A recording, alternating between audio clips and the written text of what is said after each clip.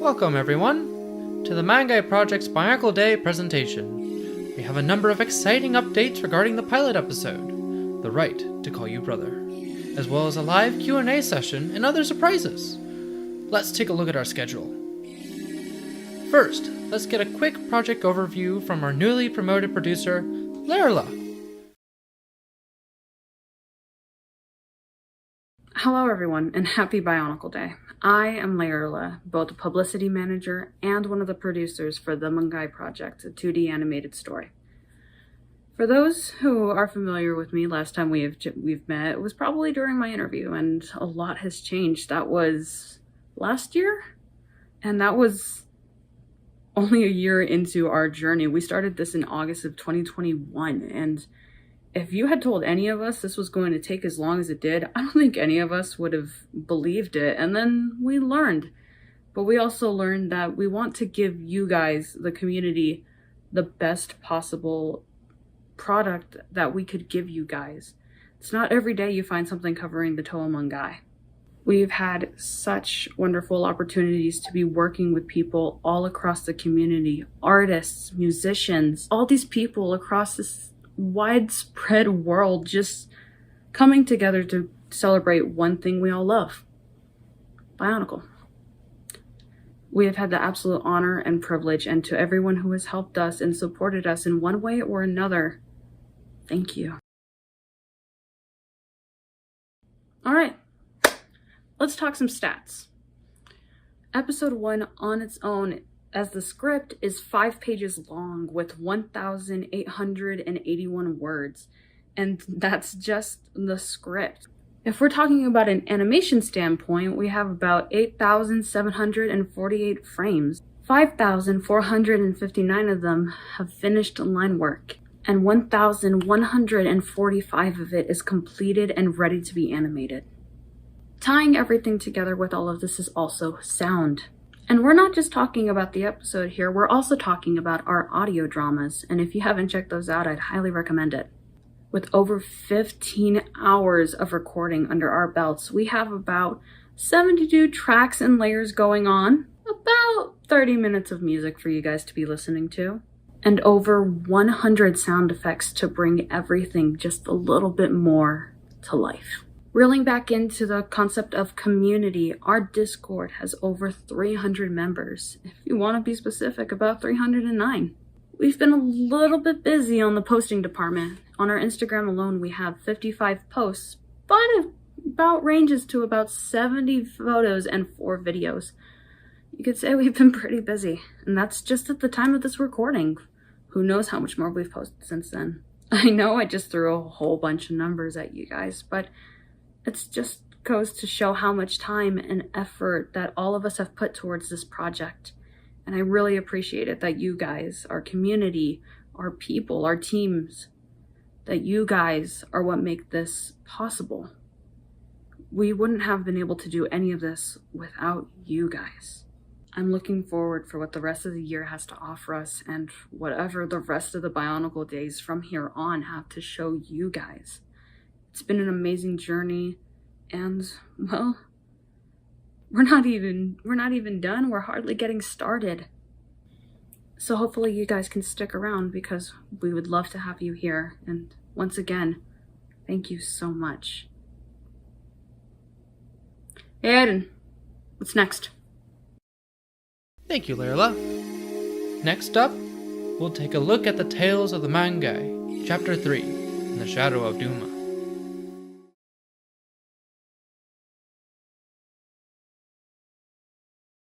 Fear always gripped Mataku's heartlight in a cloying embrace. It held, strong, sometimes stronger than whatever might the greatest Konohi Pakari could bestow upon you. It marked him a coward, but that was no surprise. Mataku already knew what he was, a coward. He saw it, he felt it, wherever he went for whatever he did. When he pined for the easiest tasks in the village, when he refused to step a foot past the main gate after dark, when he wouldn't risk even a finger on his shop's own forge. The little Tamatoran held no illusions as to why he did these things, or why people looked at him with such contempt every time he did them. He was a coward, out for himself and his own pride, plain and simple. And that silent resignation held true even now, as his legs desperately tried to propel his aching body across a scarred battlefield far from home. The rest of his squad was dubiously absent, and best left out of mind. Quakes shook the ground with increasing vigor, best left out of mind. The unstained dagger at his belt rattled, singing for action, best left out of mind. Rusted metal clanked, warriors grunted and cheered, somewhere, everywhere.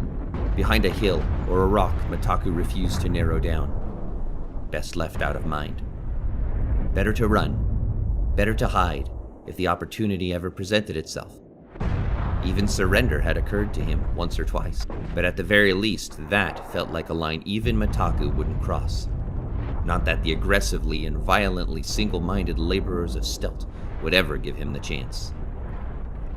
It was hard to believe the Matoran's little makeshift rebellion had only kicked off a month ago. Trenkrom Peninsula notwithstanding, the northern continent was famous for being so much more lush and fertile than the regions Mataku knew of its southern counterpart. but you'd be forgiven for mistaking the contrary now. Weeks of thoughtless battle had raised the green to ashen boughs and bare wooden limbs.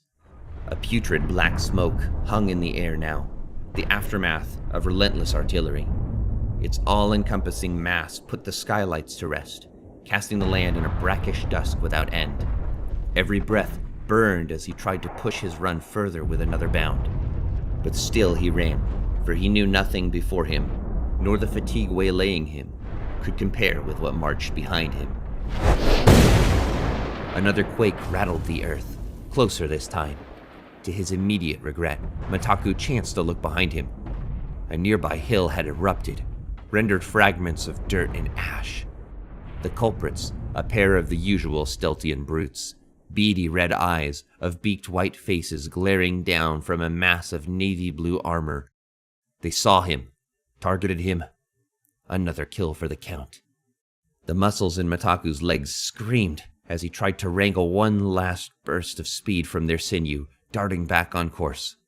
The ground trembled in a steady heartbeat. No doubt the two bruisers attempting pursuit.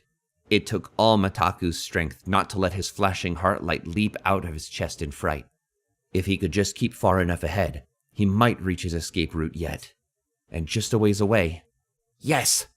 Mataku almost blurted aloud.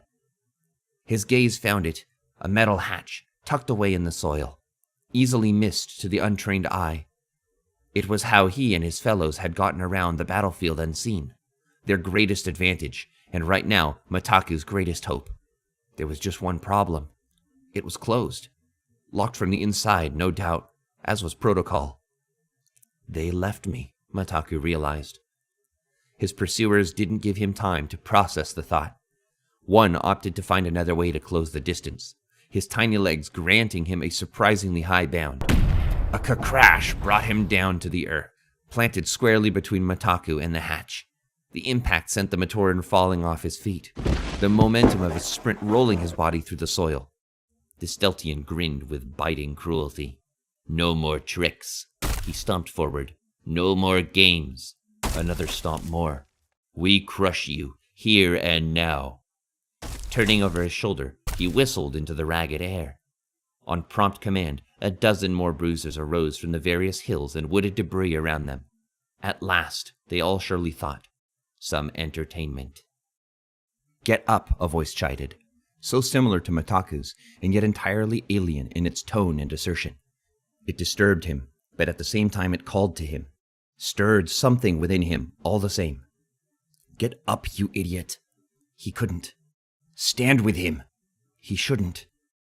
Mataku's legs remained frozen, stricken with the same fear that gripped his heart. His hand reached down, grasping the hilt of the dagger at his side. Only a token gesture, surely. It doesn't have to be, the voice assured. Perhaps. No plans, no arms, but at least he could go down with some fledgling dignity.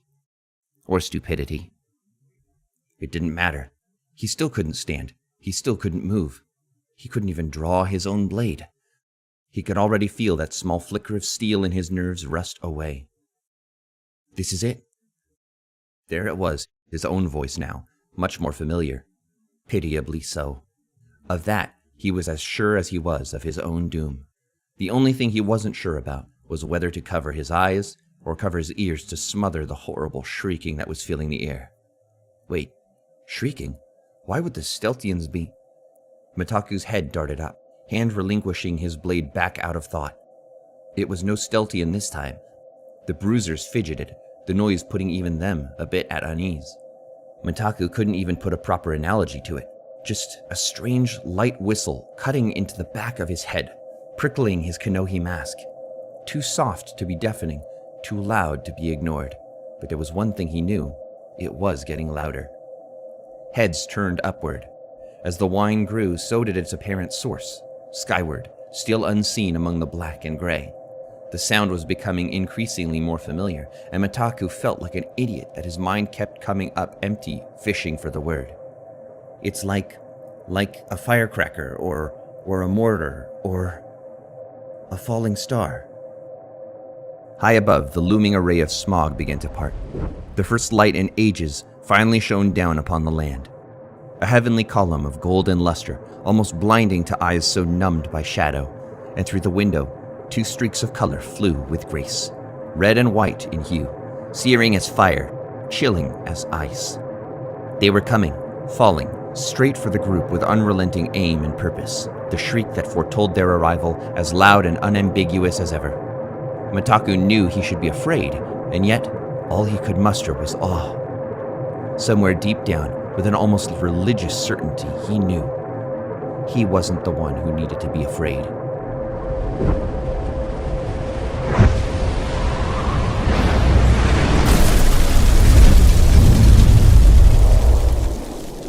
The Steltians stumbled back. As the dust cleared, 2 figures stood bathed in light in its stead, clad in curved utilitarian armor.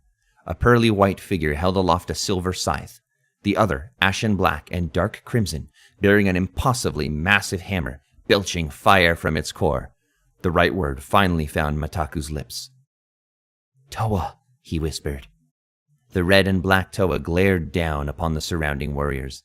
He slammed the hilt of his hammer into the ground, the thunder of a gavel's judgment. "You have brought a blight here, harm and sorrow upon innocents undeserving." His voice boomed, its bass rattling the armor of the enemy before him. He raised his hammer overhead. "No more." His hammer shook the earth harder than their arrival ever had. Its flames from within erupted outward, flailing every which way in celebration of their newfound freedom. The Steltians tried to mount a charge, and failed as quickly as their plan came. Fire and magma swatted them away like flies. Any that attempted to foil the Toa of fire from a distance with Kanoka discs were quickly met by his partner, streaks of ice from the tip of his scythe, freezing their arms in place. Their actions synchronous, their duty synonymous. The 2 Toa moved as one. And in all the chaos and all the battle, as Mitaku watched at the center of the storm, he never felt more safe. A new certainty had put every fear that rattled his heartlight to rest. The Toa were here, and soon all would be right.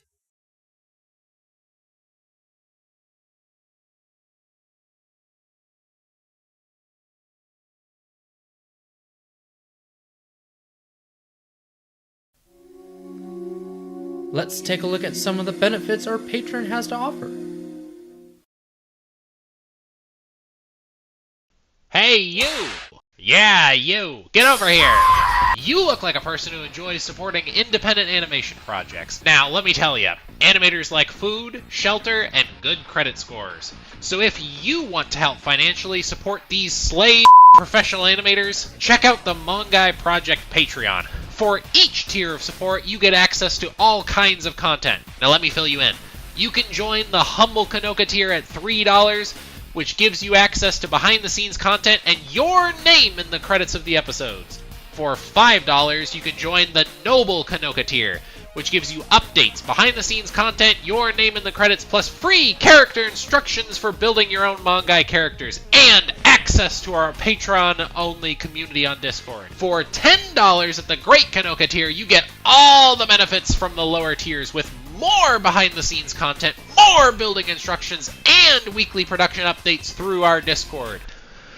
Finally, at the legendary Kanoka tier, you get everything from the previous tiers. The behind-the-scenes content, the instructions, the Discord community, your name in the credits, the whole 9 yards, plus early previews of our episodes 1 week before release, and access to our professional production meetings. By the Great Spirit, you're too generous! You're still here? Hurry up and join the Patreon before I steal all your Kanoe and also slash your actual tires. This is not a joke. I will actually go to your house and slash your tires. I am currently on the way.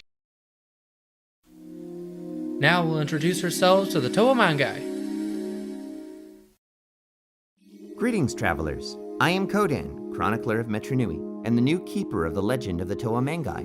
Who are the Toa Mangai? Well, any chronicler worth their staff never lets a hero's tale go untold. And let me tell you, friend, we have a lot of heroes. So sit back, relax, and listen to the legends of the Mangai.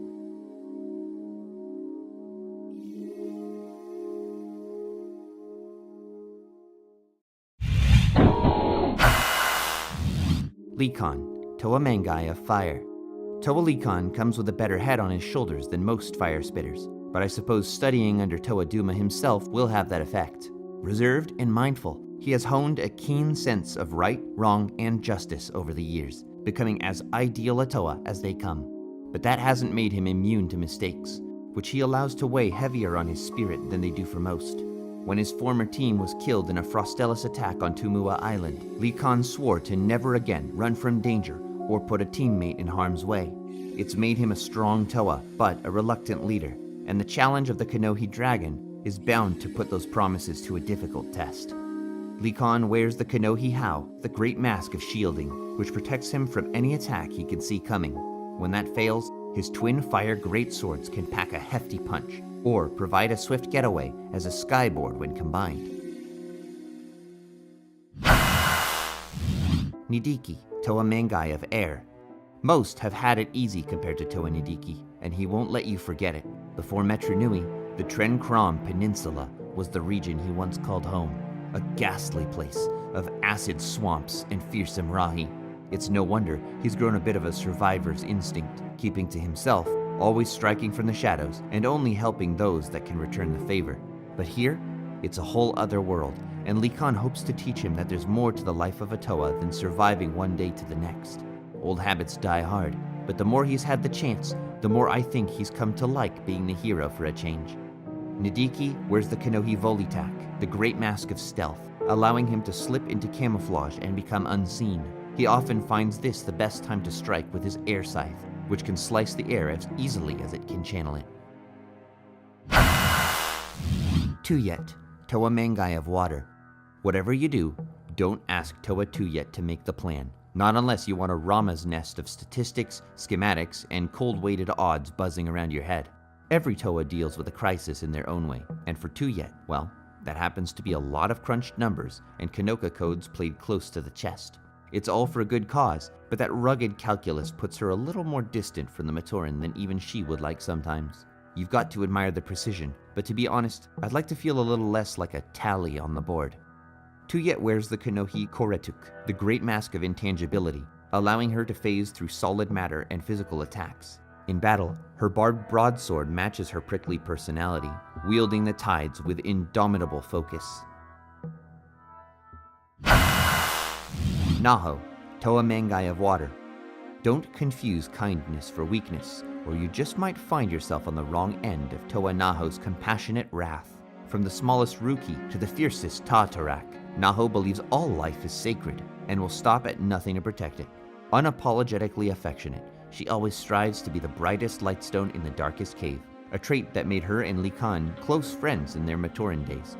Now reunited as Toa, Naho couldn't be happier, but the Kanohi Dragon is shaping to make that reunion bittersweet. Like any Rahi, it's still one of Matanui's creations, and deserves to be treated as more than just a savage beast. Or so she says. Naho wears the Kanohi Zakar, the great mask of dream presence, with which she can enter the dreams of others in their sleep, or sense their innermost thoughts when awake. She wields the Aqua Blade, allowing her to channel the sea, or swim through the currents at lightning-fast speeds. Nihu, Toa Mangai of Earth. Good things come to those that wait, and Toa Nihu's patience has made him the very best of us. Resolute as the earth, Nihu has more years behind him than any Mangai, molding him into a paragon of Toa hero. Loyal, brave, wise, admittedly all to a fault. He'll be the first to tell you he's more follower than leader.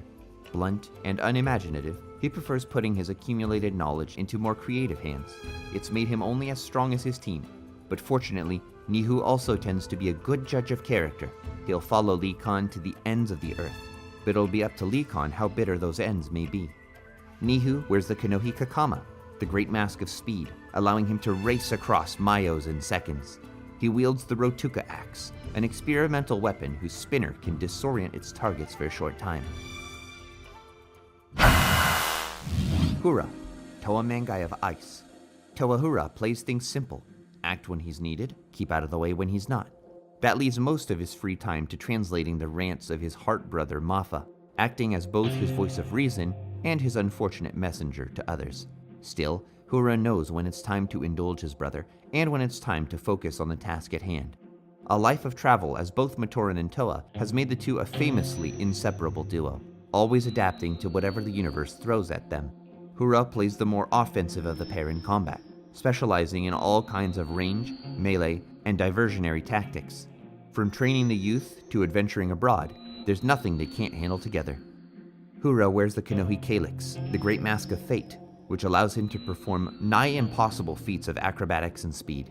He wields the Laser Frost Spear, a hybrid weapon capable of both firing blasts at a distance and cleaving protodermis up close.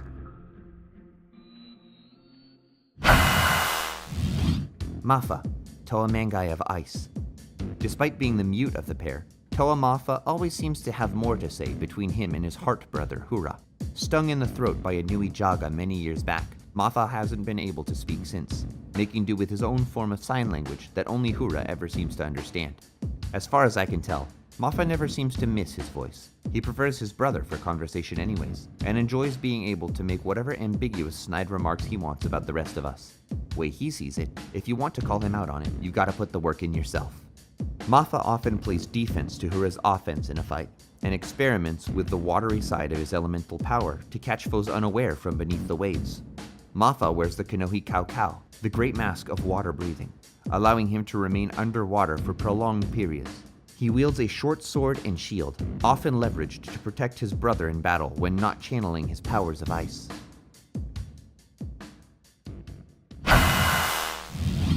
Motara, Toa Mangai of Stone. Toa Motara doesn't like to talk about his past. It's made him hard to wrangle a story out of, but Turaga Duma seems to trust him, and that'll have to be good enough for me. As a Toa, there's no doubting his resolve or his loyalty. Matoran being in danger, especially in Metru Nui, seems to strike a particular chord with him, their safety trumping all else, and Matanui help you if one of them comes to harm. A great deal of rage dwells in Motara, especially toward injustice, corruption, and any whiff of higher authority. He'll heed a Toa team leader, but very few else, even Duma himself. I don't know what demons he carries within him, but so long as he fights for us, I guess I shouldn't complain.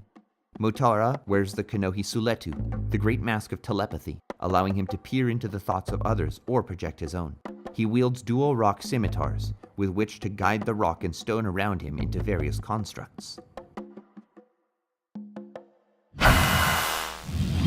Kanai, Toa Mangai of the Green.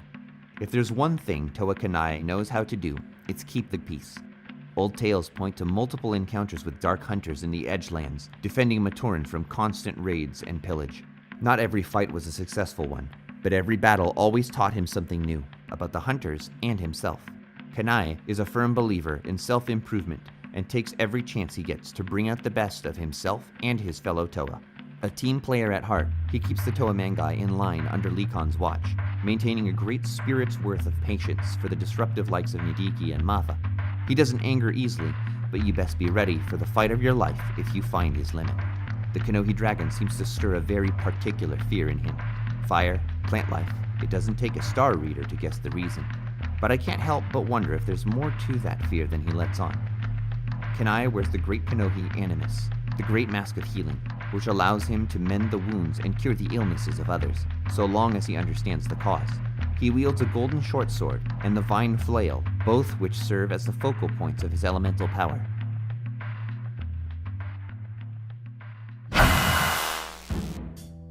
This Toa's legend is yet unnamed. We shall call him Joe, Toa Mangai of Ice. Yes, really. If Joe has any remorse for his checkered history, he doesn't show it. Much of his Toa career is shadowed in secrecy as it is, but what I have uncovered tells of numerous confrontations with dark hunters, runaway Skakdi, and other upstart despots, often brought to a dubious end. It's hard to say if Joe has truly broken the Toa code over the years, but I'm not optimistic on his chances, nor am I sure he'd care even if he had. His demeanor comes off, as Toa of Ice often do, cold, stern, and calculating, but he seems to keep his loyalty where it counts. Now, whether he deserves the title of hero, well, we'll have to wait and see. A plight like the Kanohi dragon can bring the best and worst out of all of us. Joe wears the Kanohi Kiro, the Great Mask of Conjuring, which allows him to manifest almost any power for a limited time, so long as it is balanced out by an equivalent weakness. He carries twin daggers to channel the elements and a small collection of various Rahi venoms to coat his blades. This Toa's legend is yet unnamed. We shall call him Bob, Toa Mangai of Ice. Trust doesn't come easily to Toa like Bob. In the past, he's had to treat heroism as more of a business than a charity, operating alongside a mercenary team on stealth and being hired out to various villages otherwise neglected by public Toa. It was a sordid arrangement, and one I'm told Bob was never proud of, for whatever that's worth. It colored a very different idea of Toa to him, one more selfish and foolhardy, that Bob had to learn to stomach to get anywhere. Now part of a real Toa team, he has high expectations for what a Toa leader should be, and seems to have choice words for the role being passed yet again to another Toa of Fire. I don't think Bob covets leadership, not for its own sake, but it's a role he's more than ready to take, if he doesn't feel the one in charge is up to the task. I just hope our city takes more priority than whatever Bob thinks he has to prove. Bob wears the Kanohi Road, the great mask of truth, which allows him to see through any deception or illusion. He wields twin frost katanas and is incredibly adept with their swordplay with or without his elemental power.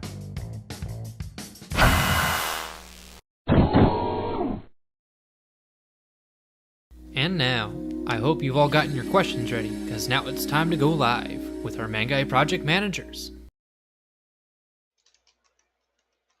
Hello, everybody. I am Max Newey. I'm the executive producer for this project. We have the managers here with us.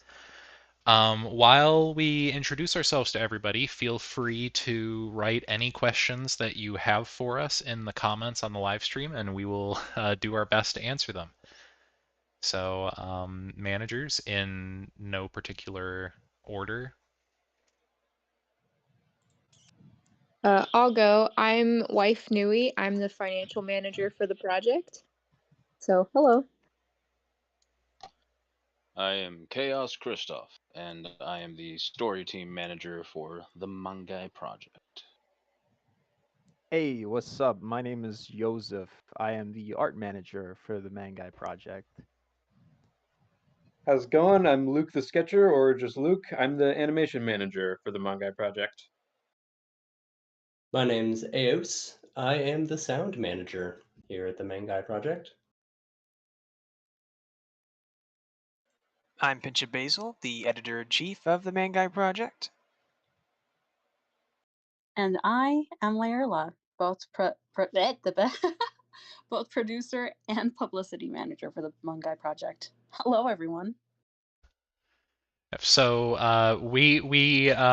it's funny, you know, we had a big plan that we were going to do this in August, and I definitely appreciate the willingness and the patience for you guys to wait around on us to get it done by October. But you know, kids are definitely something that can throw a wrench in your plans. But I just wanted to say really quick that we appreciate you guys being patient with us, and we're here now, so that's exciting. So really quick, we are going to open up with a pretty standard question while other user questions come in.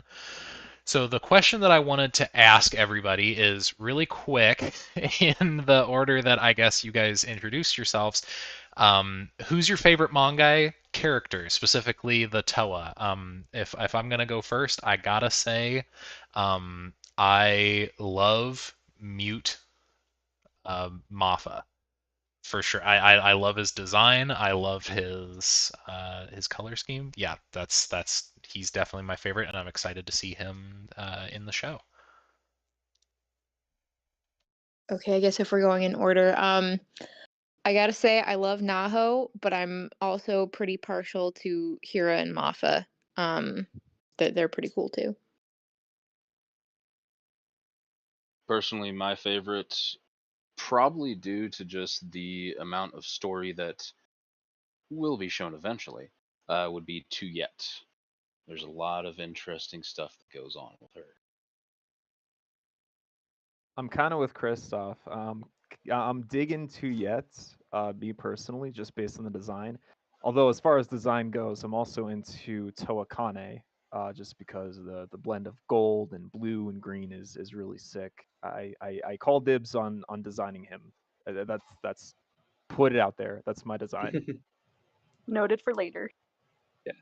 Well, my favorites are also Hura and Mafa. I think they have been since the start. I do also really like Lee Khan because he was always a childhood favorite of mine, but something about Hura and Mafa's dynamic in their color schemes, their masks, uh, what they do with their weapons is really cool to me. And as in line with what Joseph just said, I also call designing them. You heard it here first. If anyone challenges me on that, they will be stuck into the throat by Inuichaga.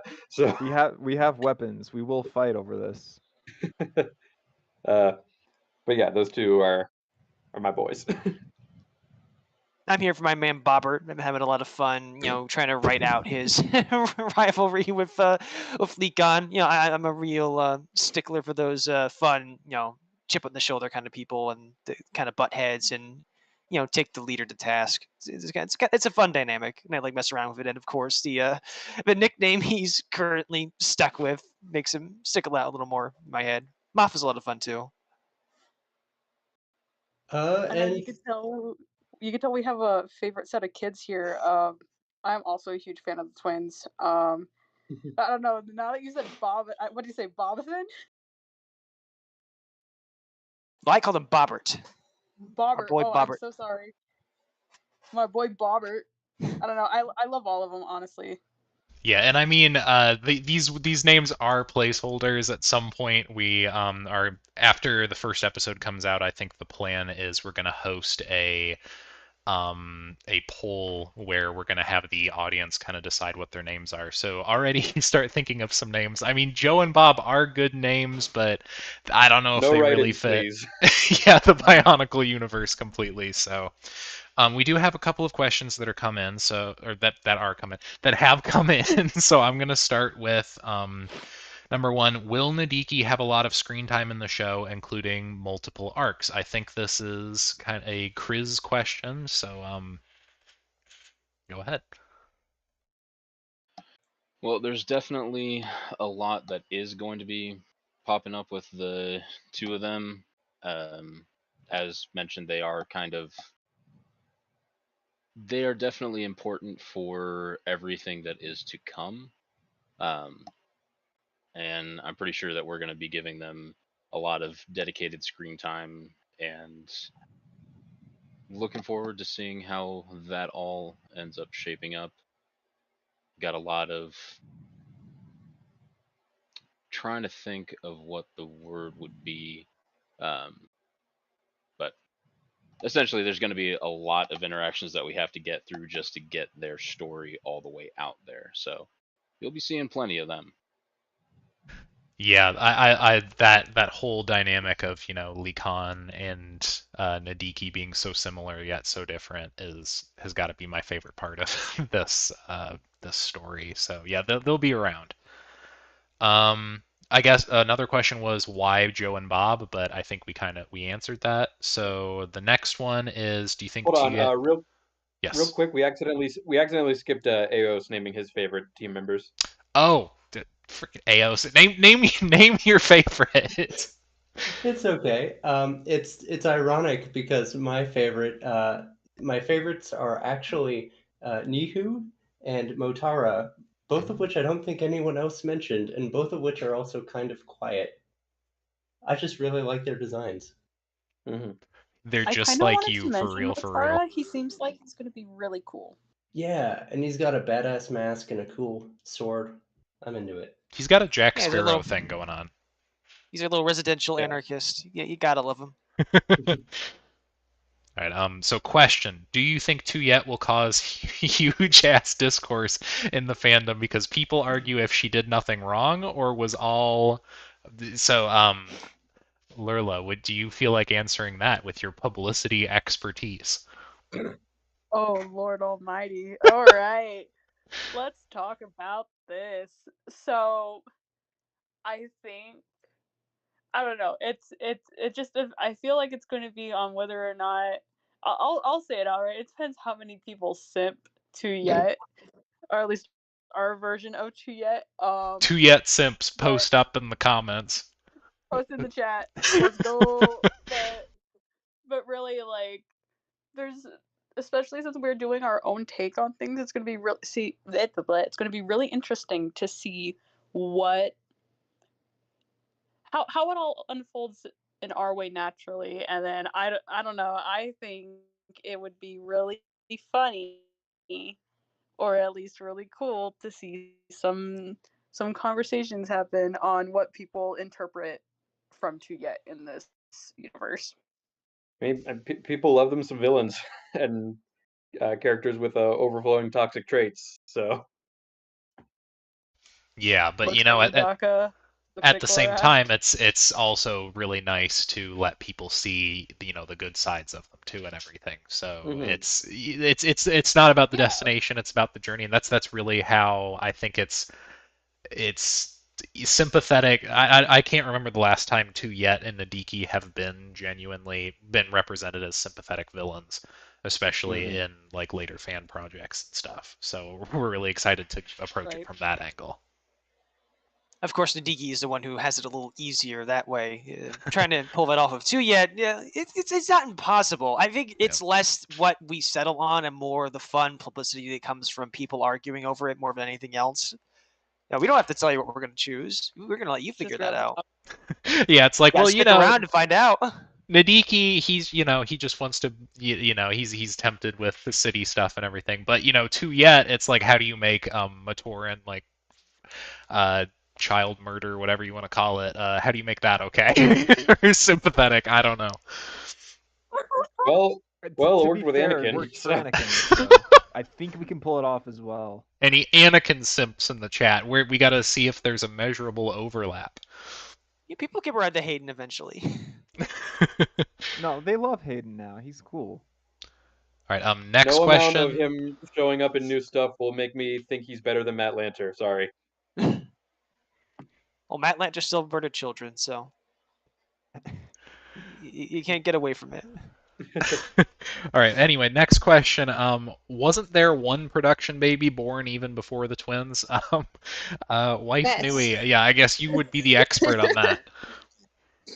Yeah, so our son was born almost exactly a month before Max started this whole project, and I thought he was crazy. So I was like, why are you starting a giant project right after your first baby is born? And then, but it's worked out great so far. He is 2 now, and we just had twin girls in July, and they came 9 weeks early. So sorry, that's my bad that the whole stream got held up until now. But yes, there have been 3 children born in the time that we have started this project. I mean, I'm also partially to blame, let's be honest here, but Yeah, it is what it is. The important part is that everyone is happy and healthy. Yeah, that's true. Everybody is happy now. So we actually have the girls here with us. So yeah. They're sleeping though.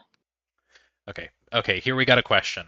When casting for the principal characters, both Toa Mangai and supporting cast like Taragaduma, how much inspiration, if any, did you take from the Miramax trilogy or other officially voiced media? That I'm gonna send that one to Eos to answer this one. Yeah, so this has been a tricky balance to strike, not just even with casting, but also with things like music overall.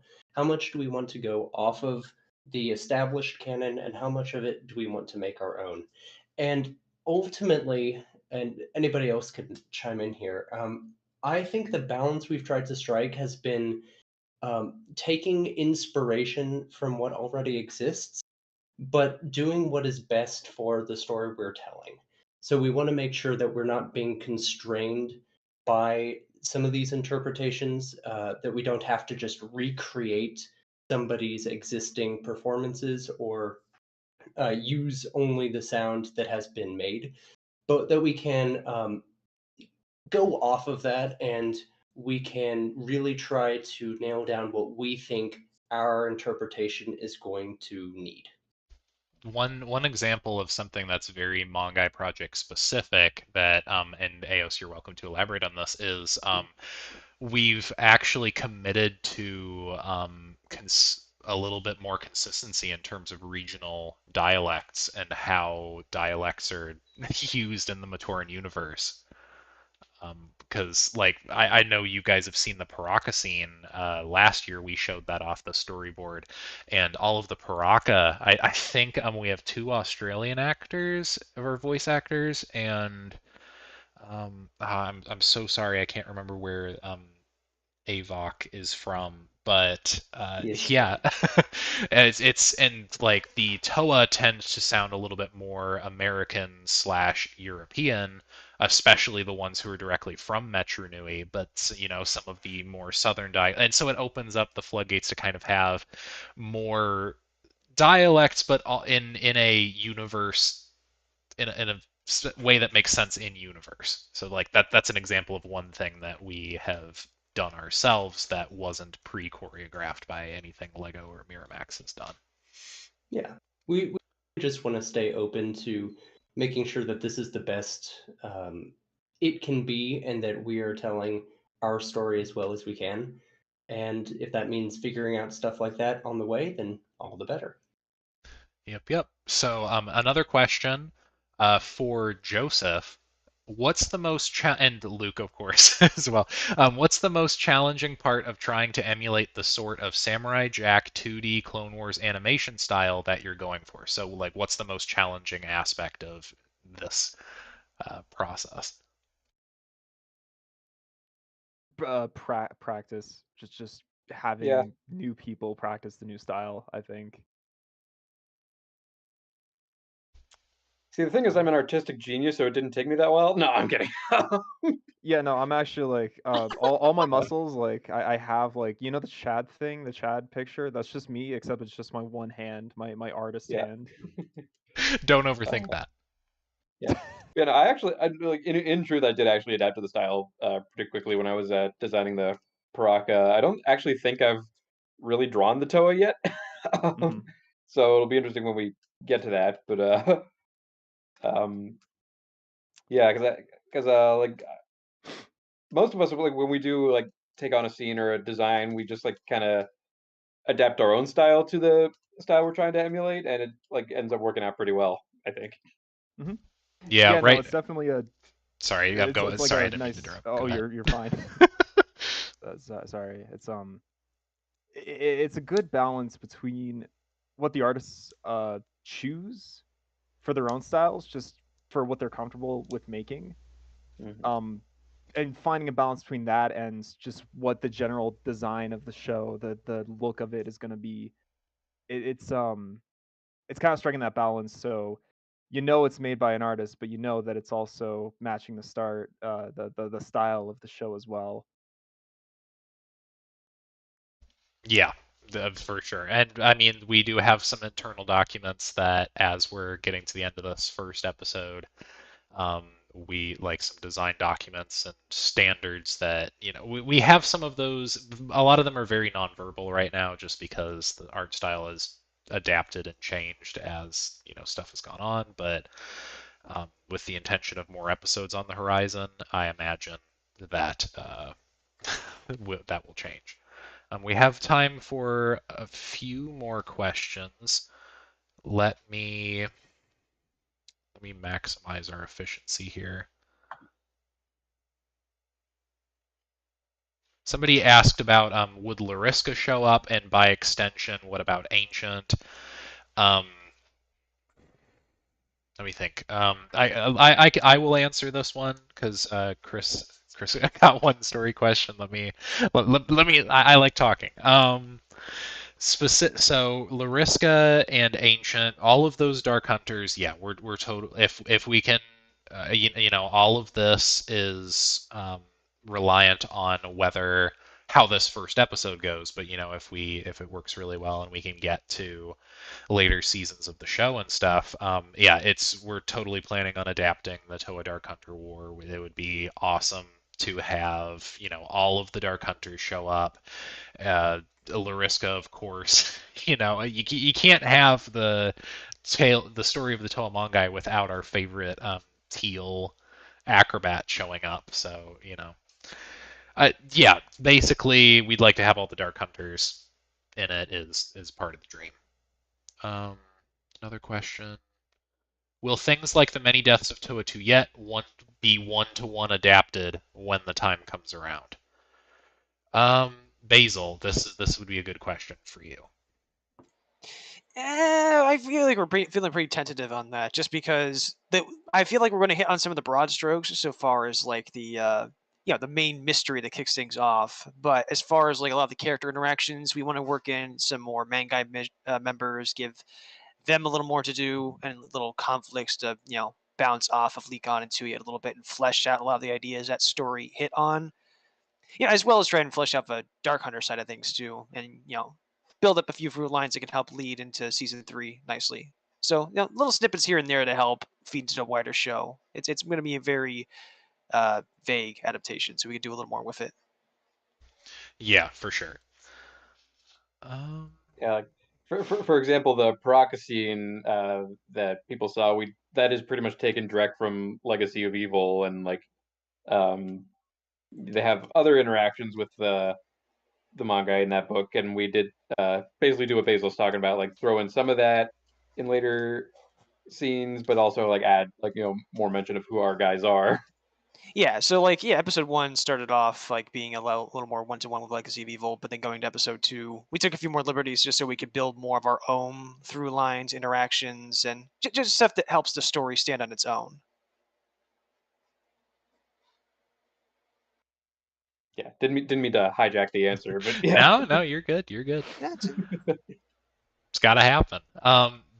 Yeah. So really quick, I do have one or two questions that were sent in separately. I think we're going to end with these. Do we currently have a release date? Um, this is something that I've learned after making BIOnicle content for a little bit, fan projects and everything. We committed to a release date once, and I think it was 2022. So we don't make promises anymore like that. But I would encourage you guys to go back and listen to the section that Layerla went through about how far, like the stats and stuff. We have a lot of progress already finished, and we are working consistently. I've been very impressed by how consistently work has been turned in. So, in terms of a release date, I can't point to a specific day, but I can at least assure you guys that work is happening and it is happening consistently. This episode will come out. The other one, do you guys have the episode paid off yet? Wife Nui, would you mind answering this one? Yeah. So as of right now, if the Patreon stays at where it is, I believe we will have the episode completely paid off, including coloring and everything, because we did decide to start paying colorists. It should be 2 to 3 months, I think, and we will be fully paid for. So, yeah, thank you for all the support so far. It's gotten us a really long ways. So, yeah, I'd say a good 2 to 3 months, and we should be totally paid off. Yeah, animation is an expensive endeavor, and and the only way that we were able to do this is with the community's support. So, yeah, this isn't our episode. This is your episode, basically. Um, two more quick questions. How many episodes are planned? Again, with the planning motif, basically what we really need some conditions to be met in order to make more than one episode. But if we can, in an ideal world where we could fully fund everything and we had the security and had everything, and we were able to get stuff done, we'd like to have 4 seasons of 6 episodes. We at least have a basic outline of everything written. So that's the big goal at the end of the day. And the last thing is, what conditions need to be fulfilled to make more than one episode? What needs to be fulfilled is we need to be able to, or we need to have, we need to see the community respond and like basically watch the episode, like it, and support it with their wallets on the Patreon, which tells us, this is something that the BIOnicle community wants to see. If the BIOnicle community doesn't want to see it, if that's we will we will take our L and we will be satisfied with the episode that we made. I think I mentioned last year that our goal was just to get that first episode out, and we're so close. We're cooking along great. And once we get this episode out, if the community doesn't show up, then we did a fantastic job, and we'll fade into the shadows. But if we can get that support to see the rest of the episode, again, it's not our episode, because it's yours. So that's I guess my final say at that. So we are gonna close out just by I guess in no particular order. If you guys have any last things to say before next year's BIOnicle Day, yeah, I'll just kind of open the floor to that, and then we will return to our regularly scheduled program. Yeah, really quick, just another thank you for support. If you do want to join and you are kind of wondering where those funds go and you're just kind of not sure, know that every single dollar put into that Patreon goes towards paying animators. If we do a mass giveaway, it goes to paying shipping costs. So nobody actually keeps anything from it. It all goes straight into the episode. So we really appreciate your support. Yeah, legally we are listed as a not-for-profit, which is different than non-profit, because not for it's a whole legal thing. Don't get it confused, because Lego will come after us, and we don't want that. It is a not-for-profit.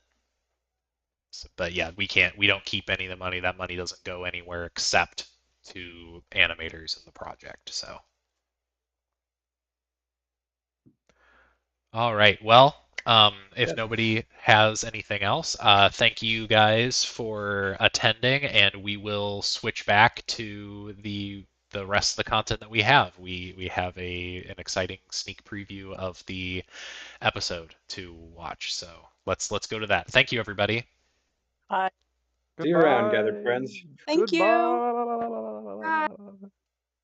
And finally, let's take a look at our progress on the final scene of the episode, featuring your favorite team of Dark Hunters, the Baraka.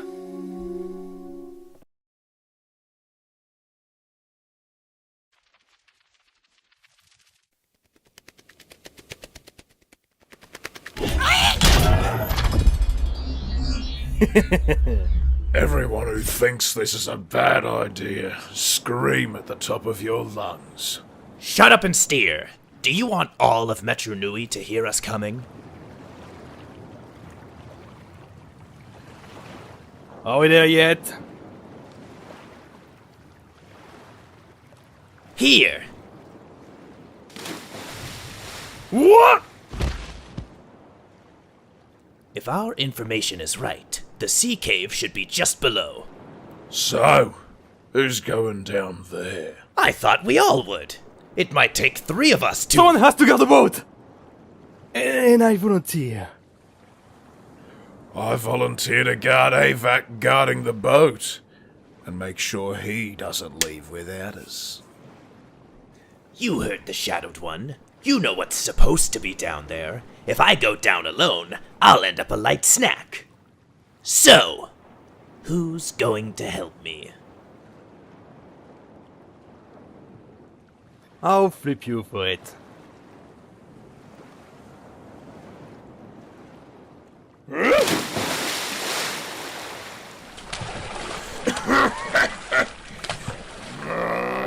Looks like I win.